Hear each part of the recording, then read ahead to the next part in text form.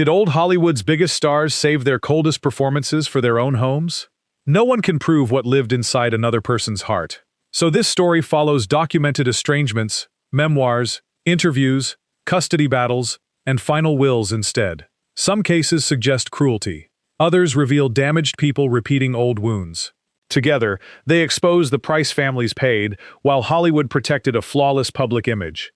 Before the first secret is revealed, subscribe to the channel. Number 40. W.C. Fields.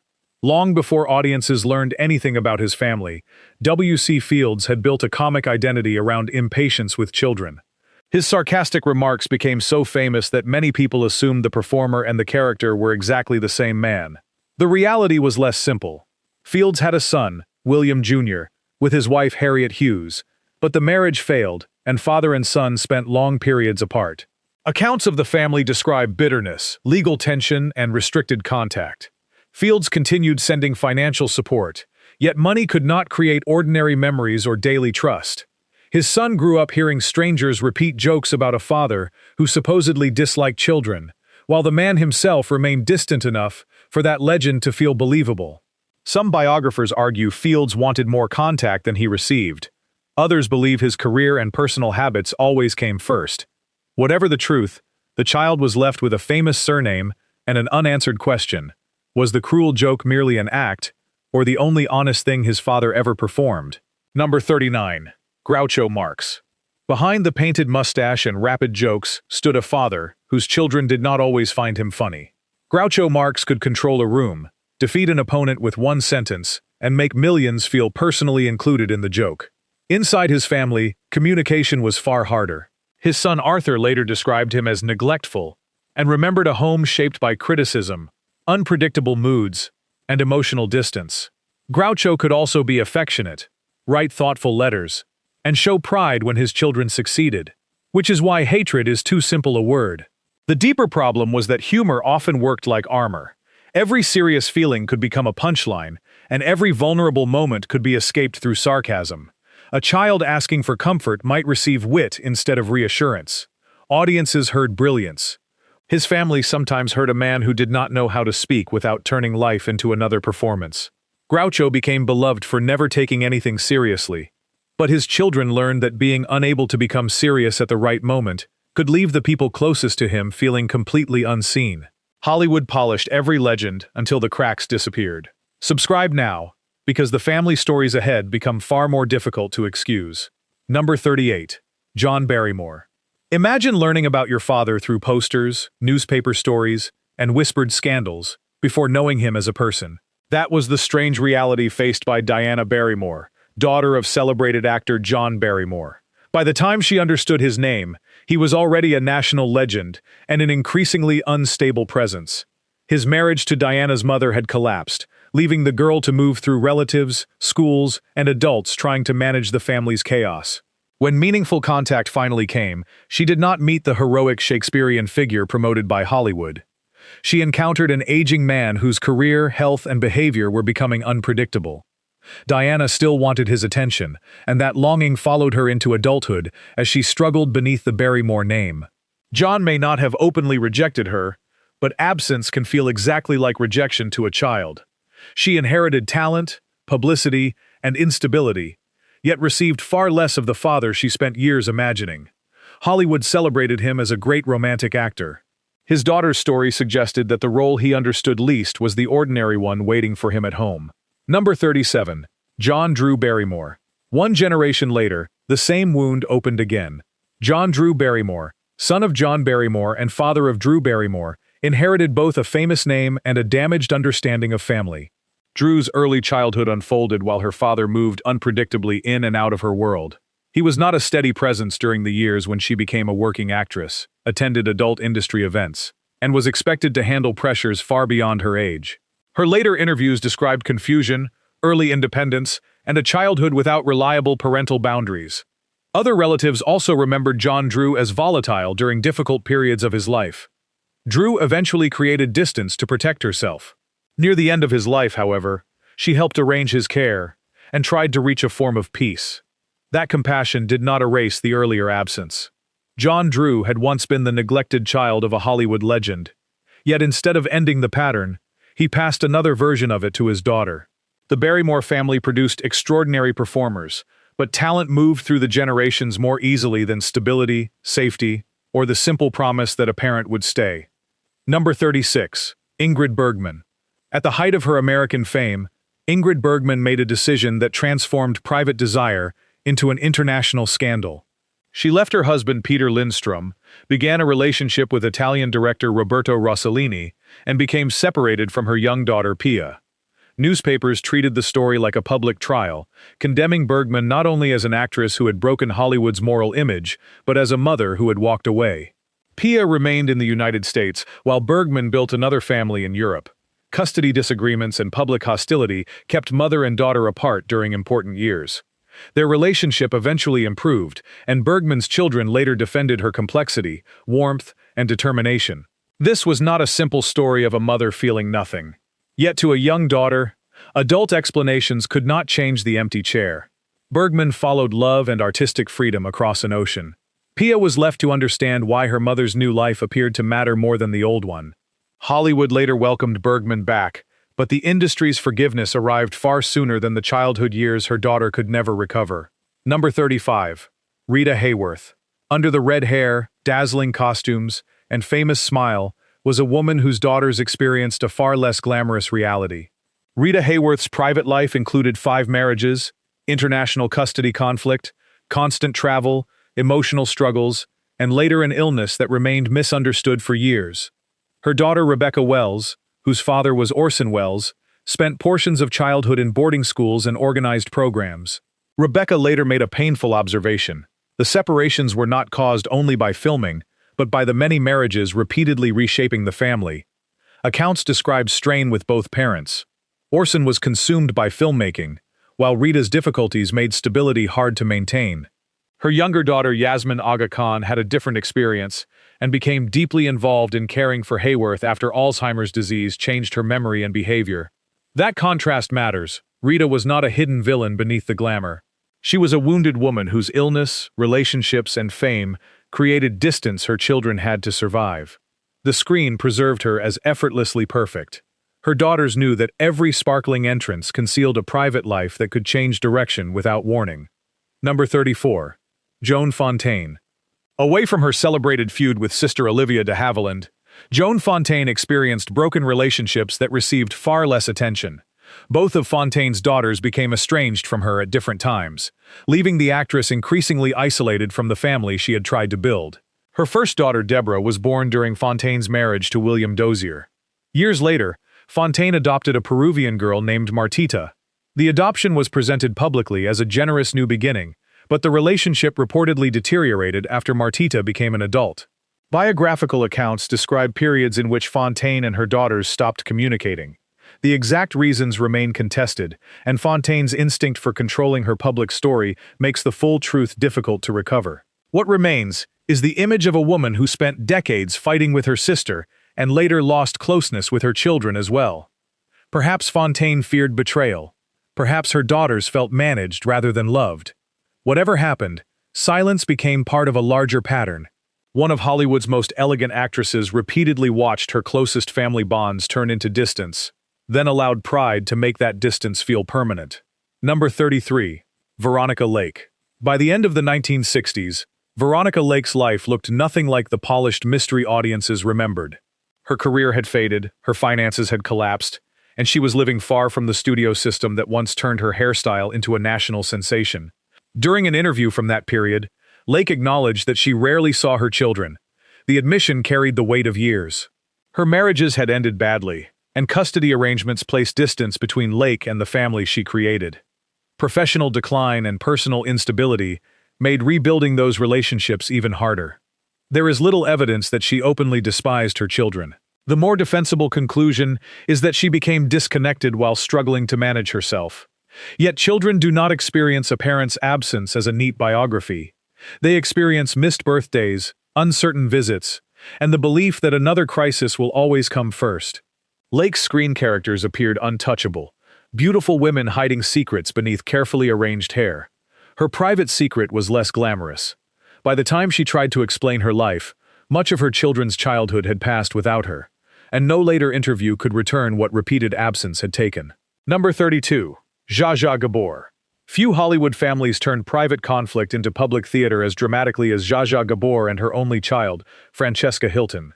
Francesca was the daughter of hotel founder Conrad Hilton, but her relationship with her famous mother became increasingly bitter as the years passed. The most shocking moment came when Gabor joined a legal action accusing Francesca of financial wrongdoing and mistreatment. Francesca denied the claims. The dispute unfolded while Gabor's health was declining, and her husband, Frederick Prinz von Anhalt, controlled much of the access surrounding her. That detail makes the story difficult to judge. Reports suggested Francesca was sometimes prevented from visiting her mother. She argued that she was trying to protect Gabor, while von Anhalt portrayed her as a threat. Was the action truly an expression of Gabor's wishes, or was a medically vulnerable woman being influenced? The public never received a satisfying answer. What is certain is that Francesca spent her final years fighting to reach her own mother, and died before Gabor. The woman famous for calling everyone darling could not find a peaceful language for her only daughter when it mattered most. Number 31.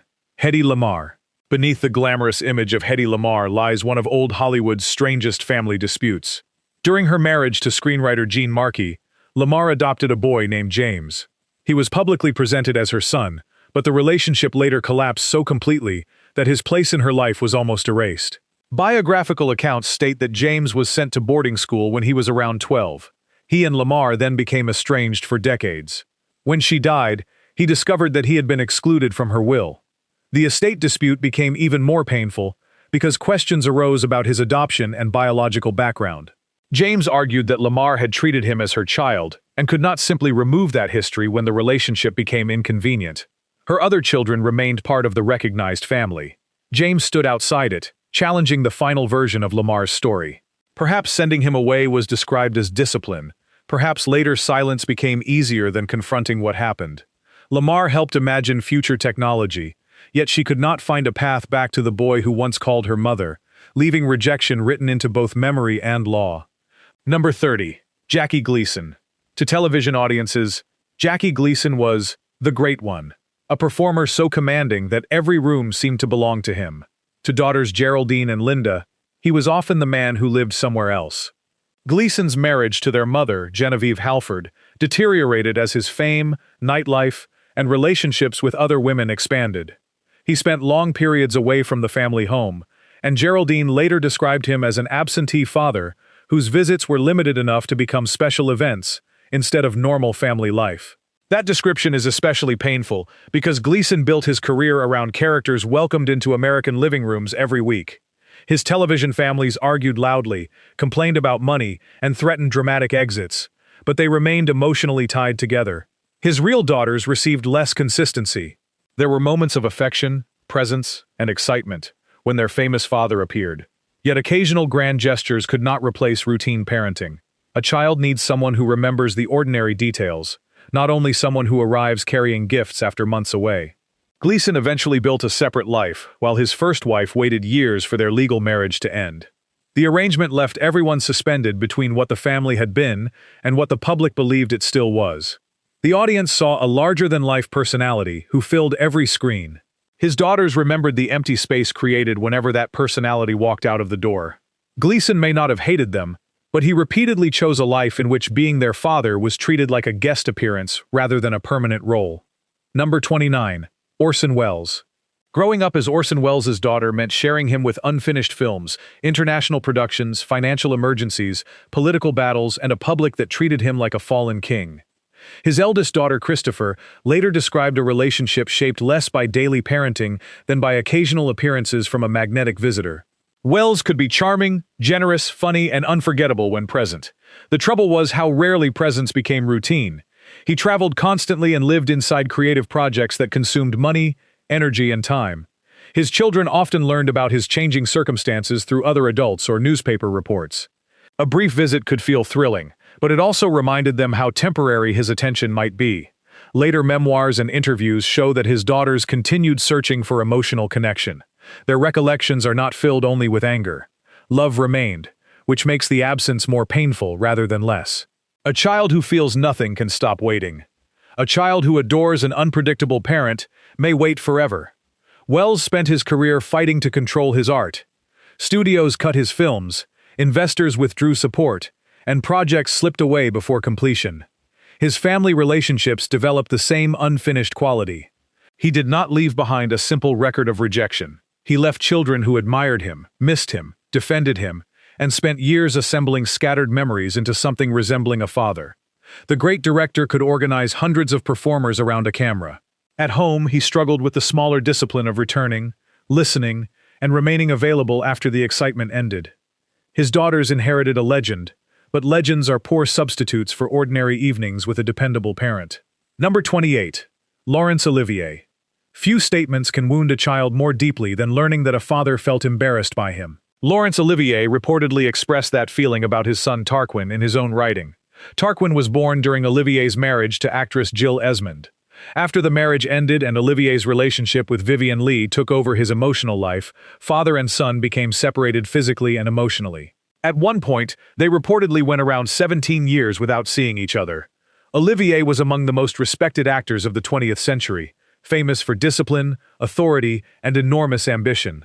Those qualities created greatness on stage, but they could become coldness inside a family. Tarquin did not fit the heroic image his father valued, and Olivier appeared unable to hide his disappointment. The boy was not competing against another child. He was competing against an ideal of strength, achievement, and theatrical importance that no ordinary son could satisfy. Yet Tarquin's later memoir was surprisingly forgiving. He did not reduce Olivier to a monster. He described admiration, longing, and the confusion of loving someone who rarely made him feel acceptable. That generosity makes the story more human, but it does not erase his father's words. A child can survive distance. What is harder to escape is knowing that the parent admired by millions once looked at him and felt shame. On stage, Olivier could locate the hidden feeling inside Shakespeare's most difficult characters. At home, acceptance remained a role he never fully mastered. His son spent years trying to understand a man who could express every human emotion before an audience, yet struggled to offer one uncomplicated sentence of approval in private. Number 27. John Huston. Inside John Huston's world, life was supposed to resemble one of his films: dangerous, artistic, unpredictable, and crowded with extraordinary people. For his children, especially Angelica and Tony, that excitement came with loneliness. Angelica Huston later recalled growing up in rural Ireland while her father traveled, directed films, pursued relationships, hunted, gambled, and built the legend of the fearless Hollywood adventurer. She and her brother lived in beautiful surroundings, but beauty did not prevent them from feeling left behind. When Angelica entered acting through her father's film, A Walk with Love and Death, their private tension followed them onto the set. She was still a teenager and uncertain about the role.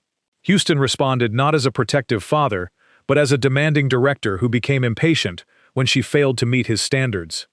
The experience placed her in an impossible position. She needed professional approval from the same man whose personal approval had always felt difficult to secure. Their relationship improved with time. She later won an Academy Award in Prizzi's honor, directed by him, creating one of Hollywood's proudest father-daughter achievements.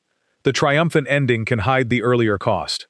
John gave his children culture, stories, famous visitors, and remarkable opportunities. What he did not reliably provide was ordinary availability. He could direct emotional truth from actors and recognize weakness in a scene within seconds. His daughter still had to fight for a simple sign that she mattered when no camera was running. Huston loved adventure because it allowed constant motion. Fatherhood demanded stillness, repetition, and patience. Those were the less glamorous responsibilities he too often left for somebody else. Number 26.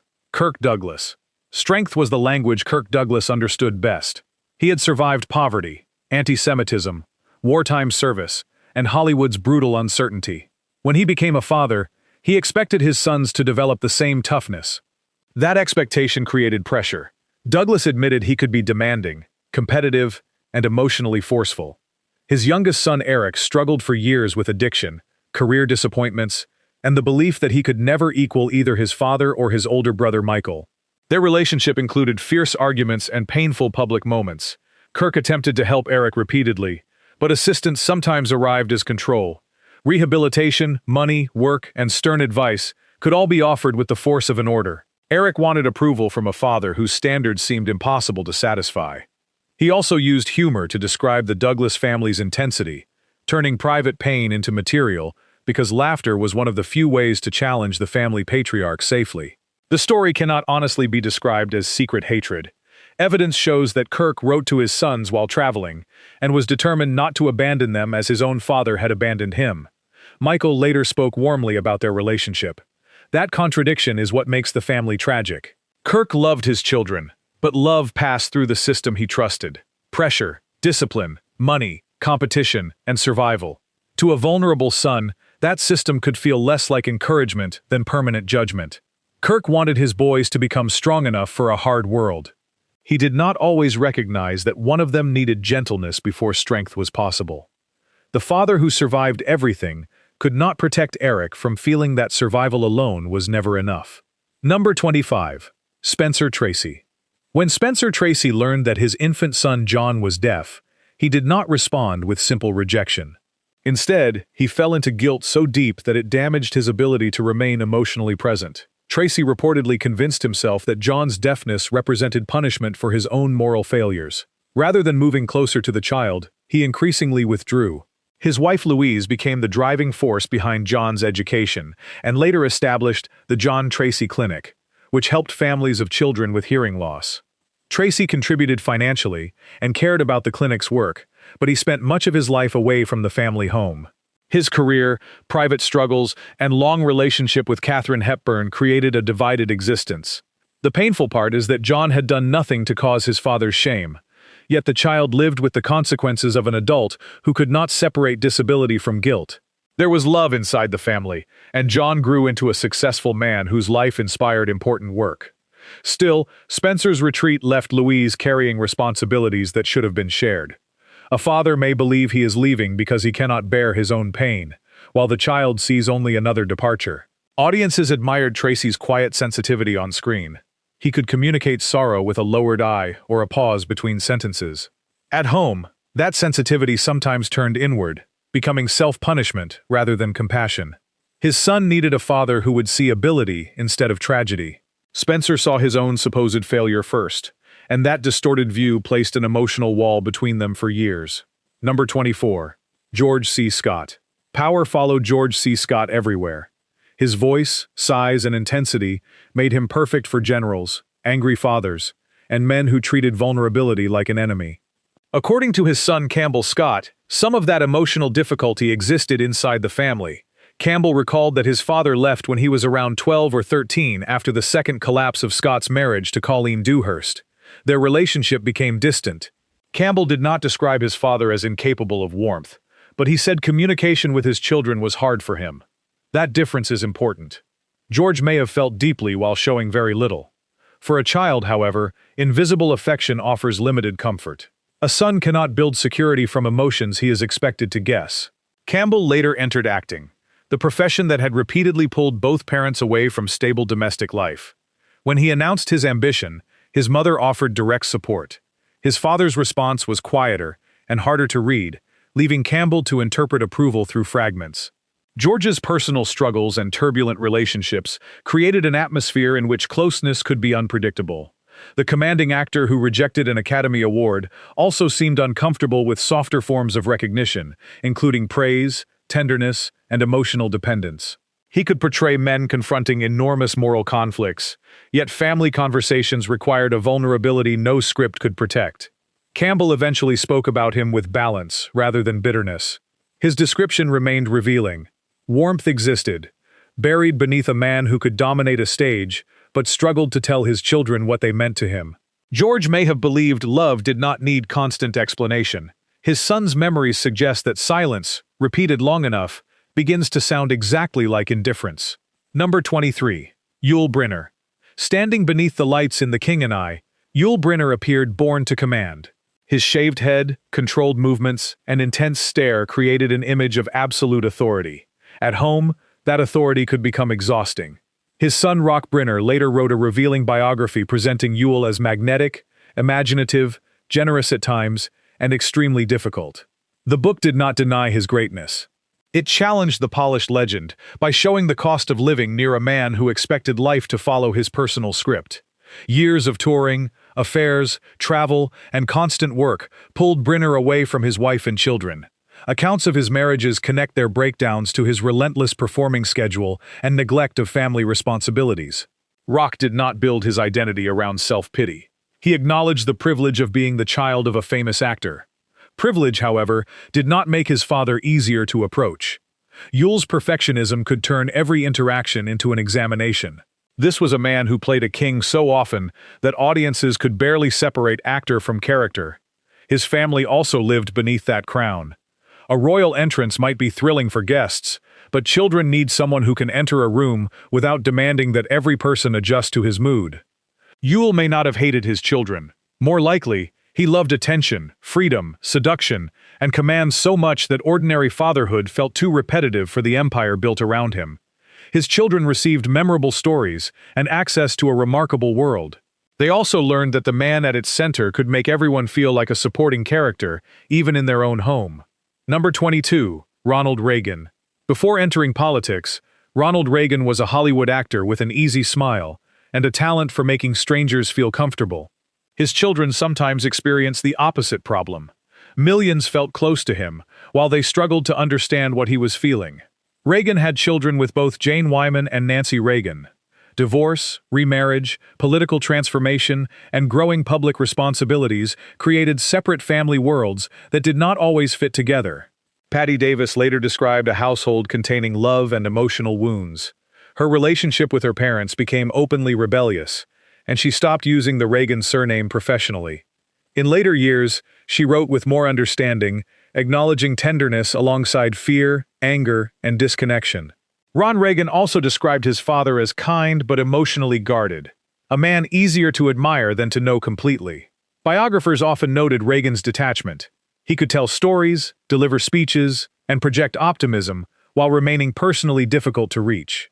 That ability helped him survive political conflict, criticism, and public pressure. Inside a family, the same protective distance could leave children feeling as though they were speaking to a carefully defended surface. His Alzheimer's diagnosis eventually brought Patti closer to him and changed the emotional balance between parent and child. As his public identity faded, she encountered vulnerability that had previously been hidden. The unsettling part of Reagan's family story is not obvious hostility. It is the possibility that a man capable of creating intimacy with an entire nation remained partly unknowable to the people seated closest to him.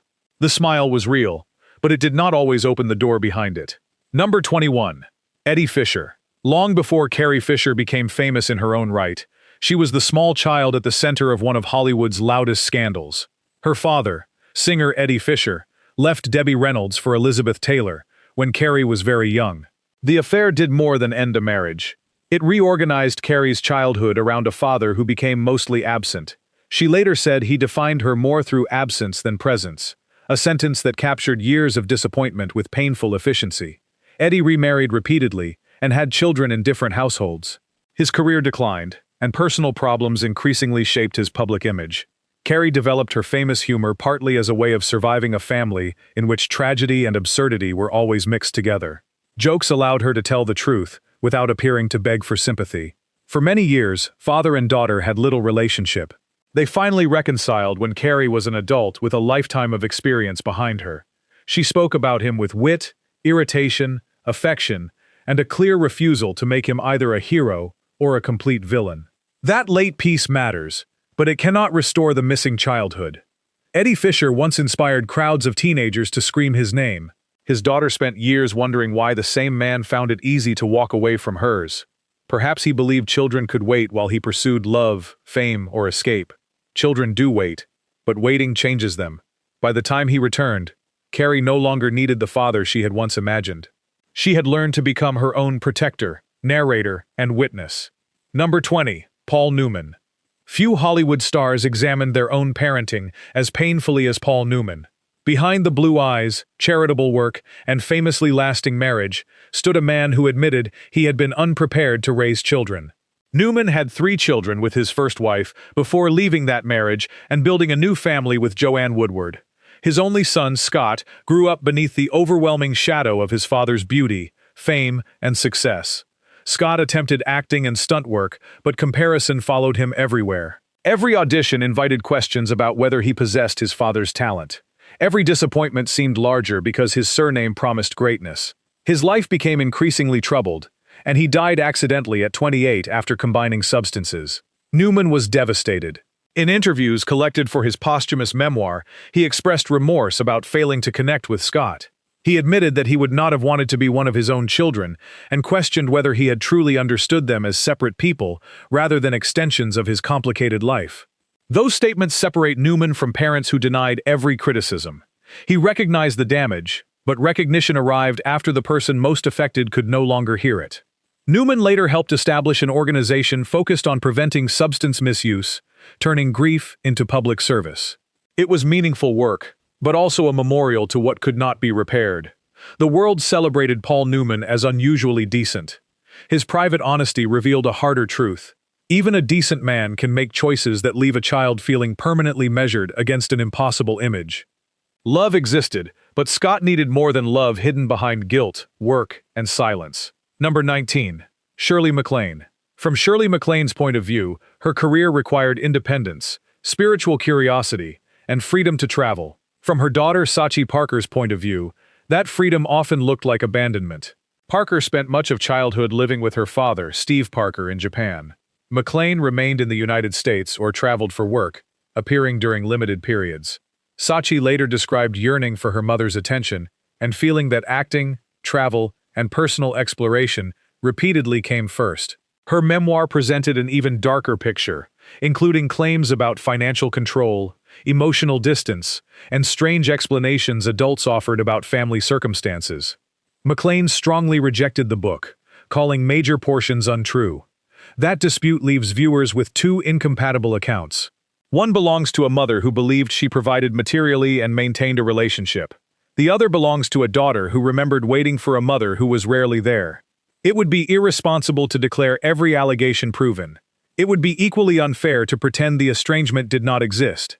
MacLaine built a career around questioning conventional reality. Her daughter eventually questioned the carefully managed reality of their family. Both women defended their version because each version protected something important: MacLaine's understanding of herself and Sachi's understanding of her childhood. Perhaps both believed what they said. Memory does not operate like a camera, especially inside families shaped by distance. The painful certainty is that Sachi's feeling of abandonment remained real even when her mother rejected the story built around it. A parent can insist that separation was necessary, temporary, or misunderstood. A child may still remember looking toward a door and learning not to expect it to open. Number 18. Richard Burton. When Richard Burton's relationship with Elizabeth Taylor exploded across international headlines, the public saw glamour, passion, diamonds, and rebellion. His daughters experienced the quieter cost of that romance. Burton left his wife Sybil and their children while the affair with Taylor dominated his life. After the separation, he reportedly did not see daughters Kate and Jessica for roughly 2 years. Jessica required specialized lifelong care after being diagnosed with significant developmental difficulties. Burton's diaries show that he thought about his children, and later accounts indicate he remained close to Kate. Yet physical separation during those early years cannot be dismissed as a minor detail. A father may write lovingly in private, while his child experiences only his absence. Kate has often spoken warmly about him and remembered a childhood containing affection, humor, and artistic encouragement. Her account prevents the story from becoming a simple accusation. Burton was not remembered by her as a man who hated his children, but love did not stop him from making choices that removed him from their daily lives. The Taylor relationship became an emotional storm, powerful enough to rearrange several families at once. Burton could speak Shakespearean declarations with unmatched force. His daughters needed something less dramatic: reliability. The world remembers his romance with Taylor as one of Hollywood's greatest love stories. Inside the family, it also began with 2 young girls learning that a father could love them and still disappear. That contradiction remained central to Burton's life.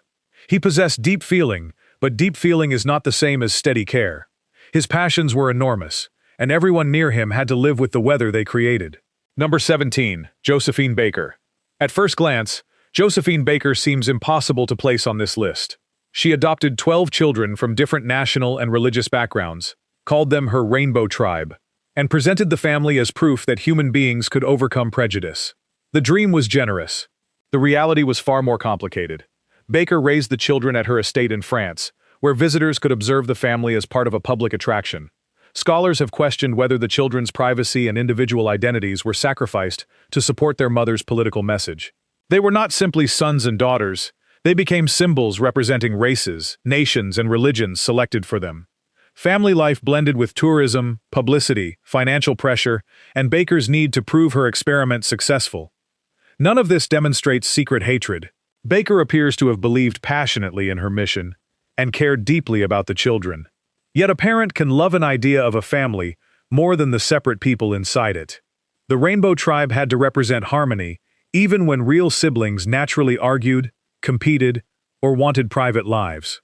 Financial collapse eventually threatened the estate, adding insecurity to a childhood already lived before visitors and cameras.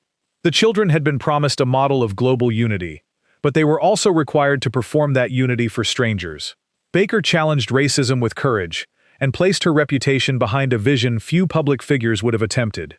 Her family experiment still raises an uncomfortable question.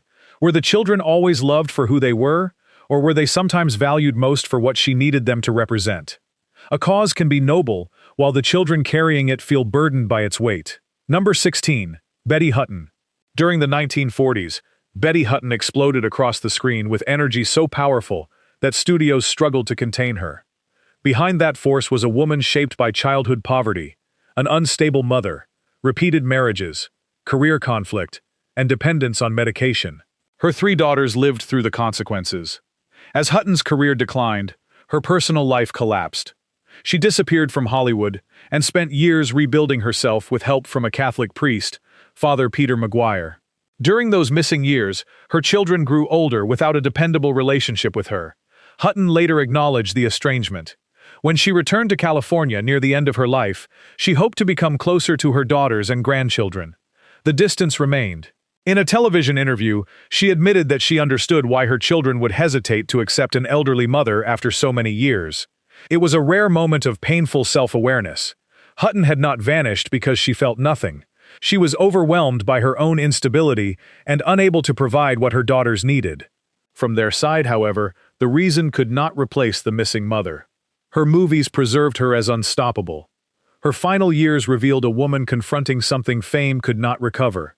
Children who had learned to protect themselves from hoping she would stay. Reconciliation requires more than regret, it requires trust, and trust is built through repeated presence. Hutton returned carrying apologies and a changed life, but her daughters carried memories formed when they had needed her most. The tragedy was not that love disappeared completely. It was that love arrived after the children had learned to survive without depending upon it.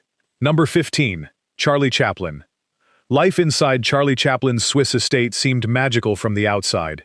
There were beautiful grounds, international visitors, private screenings, and a father recognized almost everywhere. His children also lived under strict discipline and the enormous weight of his reputation.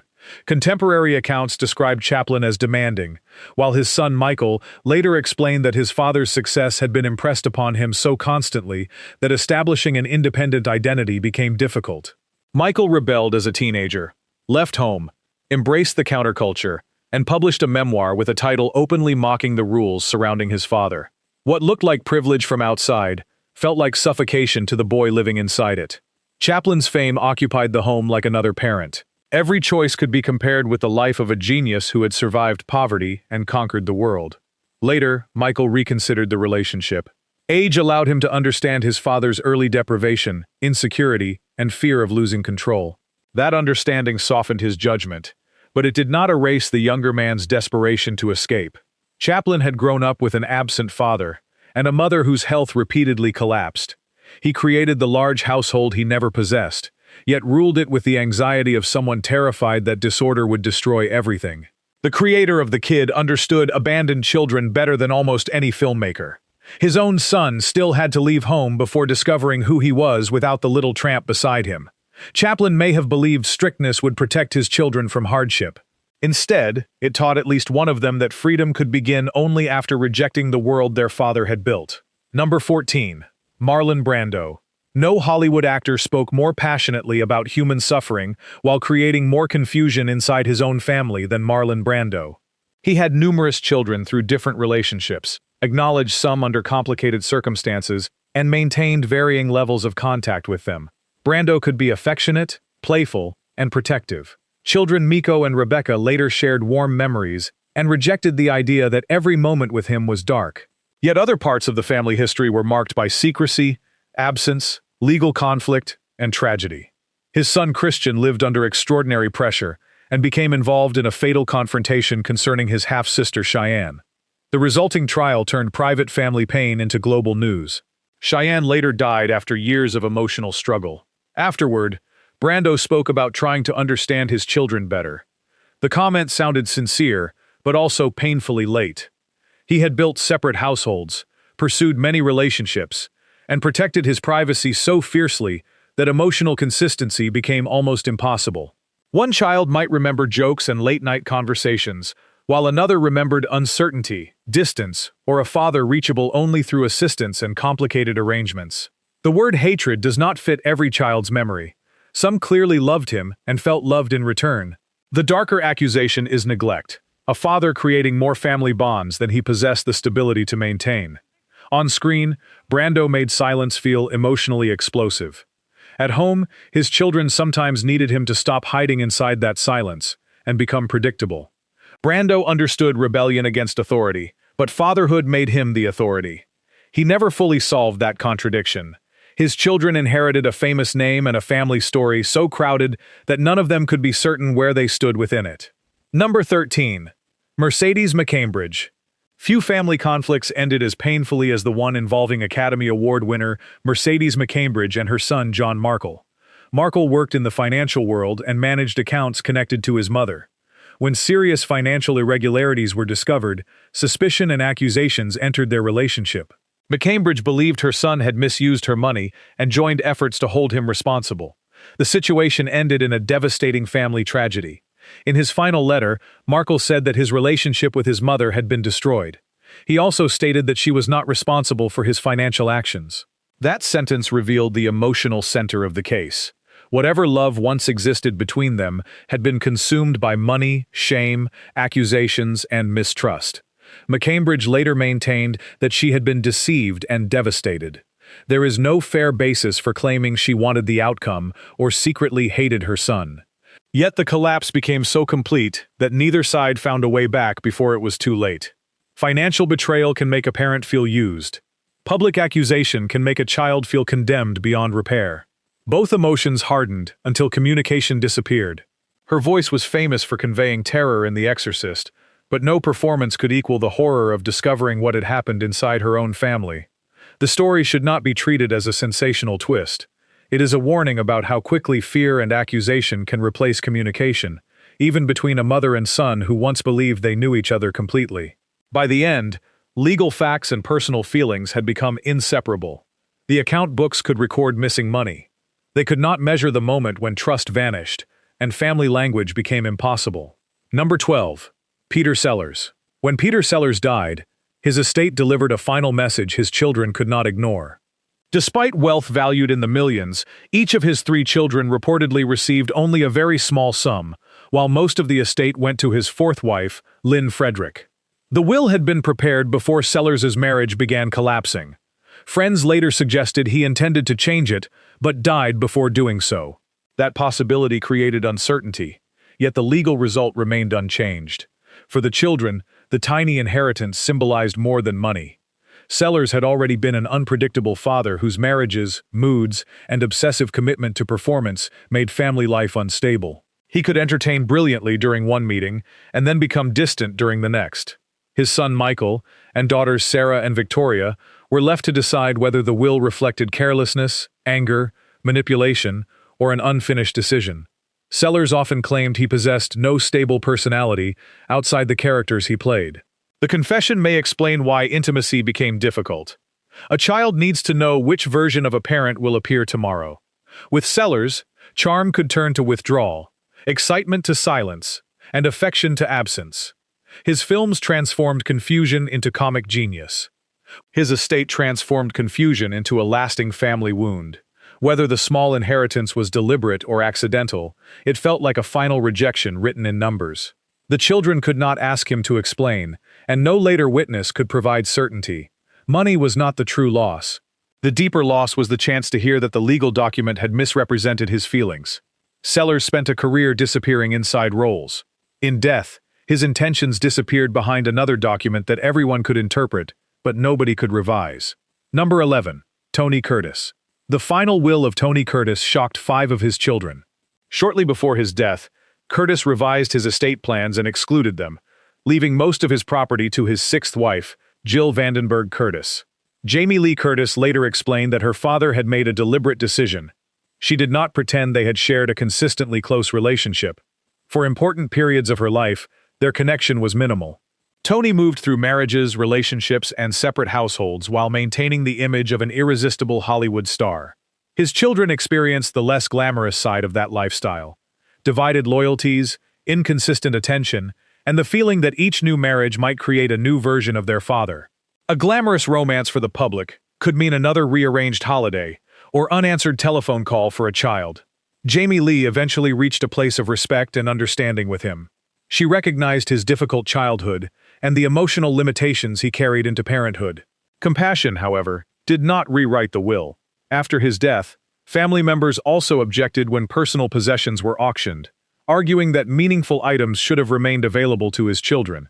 The dispute showed how objects become substitutes for missing emotional history. A jacket, photograph, or watch may be the only physical proof of a relationship that never felt secure. Tony Curtis gave audiences charm in unlimited quantities. His children received it irregularly. The final legal document appeared to confirm their deepest fear. When forced to choose, their father built his last future without them. Perhaps he believed the children were independent adults who needed nothing. Perhaps old conflicts shaped the decision. Whatever his reasoning, the exclusion turned private distance into a public fact that could no longer be softened by another charming performance. Number 10. Jerry Lewis. No final act on this list was clearer than Jerry Lewis's decision to disinherit the 6 sons from his first marriage. His will named them individually and stated that they were to receive nothing. Lewis had 7 children in total, including an adopted daughter from his second marriage. The division in his estate mirrored a family split that had developed over decades. His son Gary became famous with Gary Lewis and the Playboys. Another son, Anthony, later made serious allegations about emotional and physical mistreatment during childhood. Not every family member described events in the same way, and Lewis was not alive to answer every later claim. What cannot be disputed is the estrangement. Lewis's public personality was built around raising money for children and portraying childlike vulnerability in his comedy. That made his private relationship with his sons especially difficult for audiences to process. Supporters saw a complicated man who felt betrayed by adult children. Critics saw a controlling father who used inheritance as one final punishment. A will cannot reveal every private emotion, but it can reveal a deliberate choice. Lewis made certain each son understood that the exclusion was not an oversight. The document transformed decades of conflict into permanent language. Jerry Lewis spent years asking viewers to show compassion toward vulnerable families. His sons opened his final instructions and found no similar gesture waiting for them. Whatever disagreements divided the family, he chose to make the distance survive him. Number 9. Ryan O'Neal. Inside the O'Neal family, every old wound eventually became public. Ryan O'Neal's children described a home shaped by temper, romantic chaos, competition, and long periods of emotional neglect. Tatum O'Neal became the youngest competitive Academy Award winner for Paper Moon, acting beside her father. Their chemistry delighted audiences, but her success reportedly complicated an already unstable relationship. In her memoir, Tatum alleged that Ryan was harsh, controlling, and unable to protect her from dangerous situations. Her brother Griffin offered an equally disturbing account, describing a father whose behavior could become frightening and unpredictable. Ryan rejected or challenged major parts of his children's stories, creating decades of accusation and counter-accusation. Farrah Fawcett's presence added another household to the family map, along with their son Redmond, who later faced serious personal and legal struggles. Ryan appeared to want connection at different points, but he also struggled to accept responsibility without immediately defending himself. His children wanted acknowledgement more than another dramatic reunion. Their story shows why hatred is often the wrong word.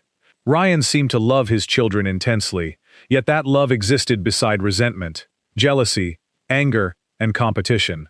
The damage comes because every feeling arrives at maximum volume, with no safe place to stand. Number 8. Henry Fonda. America trusted Henry Fonda. His screen characters stood for honesty, fairness, and quiet moral courage. His children, Jane and Peter, grew up with a father who often felt emotionally unavailable. Jane later described desperately wanting his approval. Fonda rarely offered affection in direct language, and his discomfort with emotion made the household feel formal. The family was also shaped by the death of Jane and Peter's mother, Frances. The children initially received an incomplete explanation, leaving them to discover the truth later. Fonda's inability to discuss pain openly deepened the emotional separation. Silence may have been intended as protection, but it taught the children that difficult feelings had to be managed alone. Jane pursued acting partly as a way of reaching him. When they appeared together in On Golden Pond, the story of an aging, distant father and wounded daughter carried obvious personal meaning. Their emotional scene allowed Jane to express feelings that remained difficult in ordinary life. Henry won an Academy Award, and Jane accepted it for him shortly before his death. That ending is moving, but it exposes what had been missing. A daughter needed a screenplay before she could safely ask her father to acknowledge her pain. Fonda played good men because he understood their principles. His children needed him to understand that goodness without warmth could still leave a home cold. He was remembered as unreachable, which can feel equally painful when the person standing behind the wall is the parent whose approval defines your world. Number 7. Loretta Young. For decades, Loretta Young required her daughter Judy Lewis to live inside an elaborate lie. Judy was publicly presented as an adopted child, even though Young had secretly given birth to her after becoming pregnant during the filming of The Call of the Wild. The father was Clark Gable, one of Hollywood's most powerful stars. A pregnancy outside marriage could have damaged both careers, so secrecy became the family's organizing rule. Young disappeared from public view, gave birth privately, placed Judy in temporary care, and later announced that she had adopted her. The arrangement allowed mother and daughter to live together, but it required Judy to pretend she did not belong biologically to the woman raising her. As she grew older, Judy noticed the resemblance to Gable. Other people whispered, yet her mother refused to provide a clear answer for years. Young eventually acknowledged the truth privately, but public confirmation arrived late. Later family statements also raised serious questions about the circumstances surrounding the pregnancy, making the history even more painful and complicated. Young may have believed secrecy was the only way to keep her child and protect them both from scandal. To Judy, that protection also felt like shame. She was loved inside the home while being denied in the story told outside it. Every family photograph carried the same hidden instruction: stand beside your mother, smile for the camera, and never say who you really are. The deception protected a Hollywood image, but it made a daughter question her own identity. Number 6. Clark Gable. On the other side of Judy Lewis's secret stood Clark Gable. He was the king of Hollywood, a man whose image depended upon confidence, masculinity, and enormous public appeal. Judy reportedly met Gable only once, in a meaningful private encounter. He visited when she was a teenager, spoke with her, and appeared to understand the connection between them. Yet he never publicly acknowledged her as his daughter. For Judy, that single meeting created hope without resolution. She had spent years hearing rumors, studying her own face, and wondering why the adults around her treated the obvious like a forbidden subject.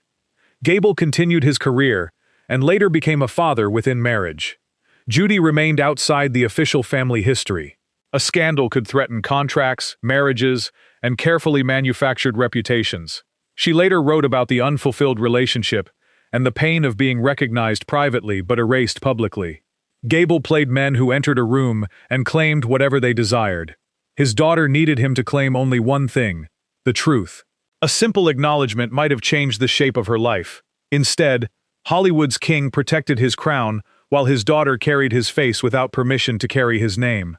In practice, it protected the adult with power and transferred the cost to the child with none.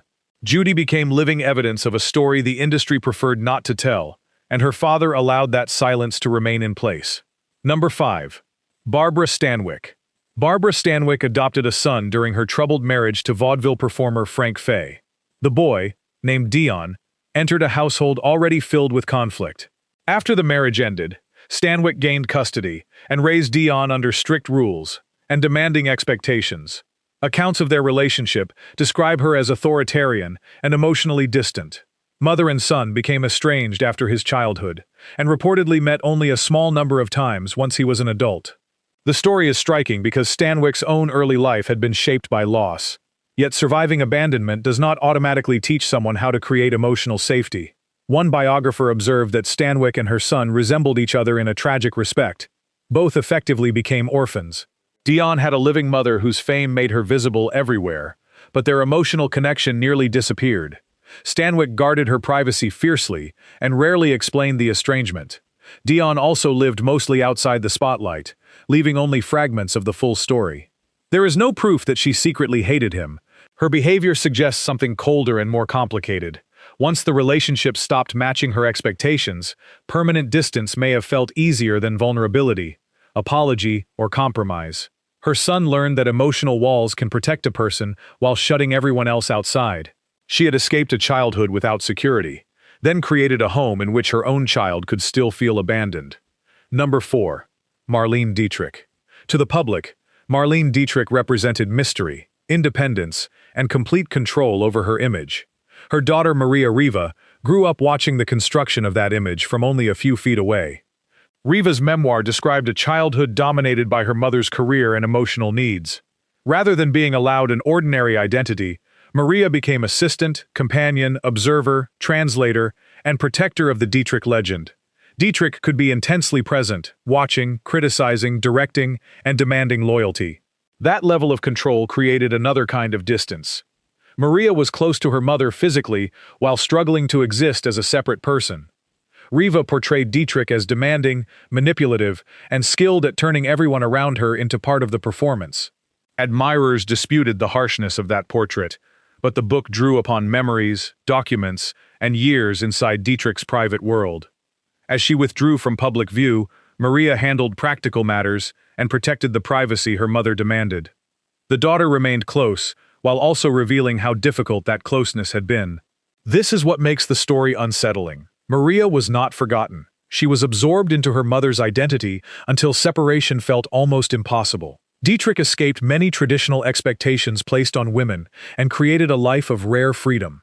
Her daughter paid part of the price, living beside a mother who offered intelligence, glamour, and fascination, but rarely an uncomplicated place to be a child. Maria eventually wrote the story in her own voice, reclaiming an identity that had spent decades serving somebody else's legend. Number 3. Bette Davis. When Bette Davis's daughter B.D. Hyman published My Mother's Keeper, Hollywood received another version of its most famous angry woman. The memoir accused Davis of emotional cruelty, controlling behavior, and creating a household where loyalty to the star mattered more than the daughter's independence. She disputed the portrayal and responded through her own writing, presenting herself as a betrayed mother whose child had exploited private difficulties for attention and money. Their estrangement became permanent. Davis removed B.D. from her will, turning emotional conflict into final legal rejection. Supporters of the actress questioned the memoir's accuracy and motives. They noted that family relationships are remembered differently, and argued that Davis supported her daughter financially and professionally. Yet financial support was not the central complaint. B.D. described life beneath a personality so powerful that disagreement felt like treason. Davis spent her career refusing to behave like a soft, obedient Hollywood woman. That defiance made her legendary. Inside the family, the same force could become overwhelming. The conflict ended without genuine reconciliation. Davis believed her daughter publicly humiliated her. B.D. believed she finally described a reality hidden behind the star's reputation. Both women wanted control of the story. Only one had spent a lifetime controlling cameras, interviews, and rooms. The memoir became the daughter's attempt to claim the final scene. Whether every detail was fair remains debated, but the estrangement was undeniable. Davis once declared that old age was not for weak people. Her family history suggested that being her child also required unusual strength, especially when love and loyalty were treated as the same demand. Number 2. Bing Crosby. No family on this list demonstrates the danger of a single narrative more clearly than Bing Crosby's. After his death, son Gary Crosby published a memoir describing a childhood ruled by severe discipline, fear, and harsh punishment. Gary's brother Lindsay supported important parts of the account. Another brother, Philip, strongly disputed it and defended their father. Crosby's children from his second marriage remembered a gentler, older parent who appeared different from the man described by the first household. How could one father produce such conflicting memories? Age may have changed him. The first four sons grew up while Crosby's career expanded, and his expectations were rigid. He valued discipline, achievement, religion, and public respectability. Failure or disobedience could bring consequences the boys remembered as frightening. By the time his younger children arrived, he had more experience and may have softened. That does not prove every detail of Gary's memoir, but neither does the later family's happiness erase the older son's pain. The Crosby name also became connected to repeated tragedy among the first brothers, deepening questions about their upbringing. Bing's voice represented warmth, Christmas, faith, and comfortable family tradition. That image made the allegations especially shocking. Millions invited him into their homes as a symbol of safety. His children could not agree about the man behind the voice. Perhaps that disagreement is the most honest conclusion. Crosby may have been loving to some, terrifying to others, and unable to understand how both versions could exist.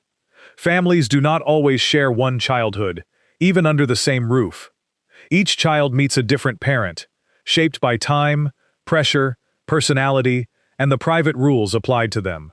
Number 1. Joan Crawford.